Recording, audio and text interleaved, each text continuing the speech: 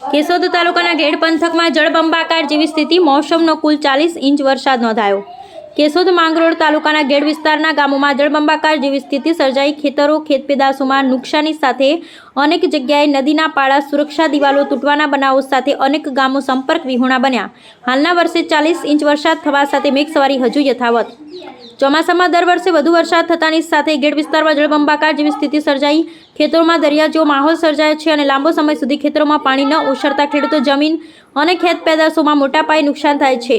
જુદી જુદી નદીઓના પાણી ગેડ પંથકમાં ભેગું થતું હોય. નદીઓ ઊંડી અને પહોળી ન હોવાને કારણે નદી ઓવરફ્લો થતાં નદીના પાળા તૂટવાના બનાવો દર વર્ષે બનતા રહે છે, જેથી ખેડૂતોના જમીન તથા ખેત પેદાશોમાં મોટા પાયે નુકસાન થાય છે. હાલના વર્ષે પણ બામણસા ગામે ઉજત નદીનો પાળો તૂટતા અસંખ્ય ખેતરોના ધોવાણ સાથે ખેડૂતોના ખેત પેદાશોમાં મોટા પાયે નુકસાન થયું છે. જે બાબતે ખેડૂતોને એવી માંગ છે કે નદી ઊંડી અને પહોળી કરવામાં આવે તેવી દર વર્ષે ખેડૂતો માંગ કરે છે.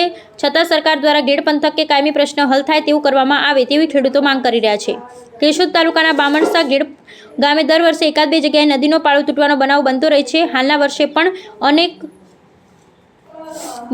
બામણસા ગામે ઉજત નદીના પાળા તૂટતા અનેક ખેડૂતોના ખેતરોમાં ધોવાણ થયું, સાથે ખેત પેદાશોમાં પણ મોટા પાયે નુકસાન થયું છે.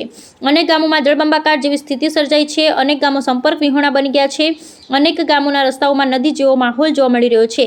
નદી નાળા ચેકડેમ છલકાયા છે. અસંખ્ય રહેણાંક વિસ્તારમાં પાણી ભરાયા. હાલના વર્ષે મોસમનો 40 ઇંચ વરસાદ નોંધાયો છે. હજુ પણ ભારે વરસાદની આગાહી હોય અને હાલમાં પણ મેઘસવારી યથાવત હોય ત્યારે ગેડ પંથકમાં હજુ પણ પાણી આવવાની પૂરી શક્યતા હોય, જેથી ગેડ પંથકના રહેવાસીઓ ભારે હાલાકીનો સામનો કરી રહ્યા છે. ચોમાસામાં ગેડ પંથકમાં દર વર્ષે નદીઓના પાળાઓ તૂટવાનો બનાવ બને છે.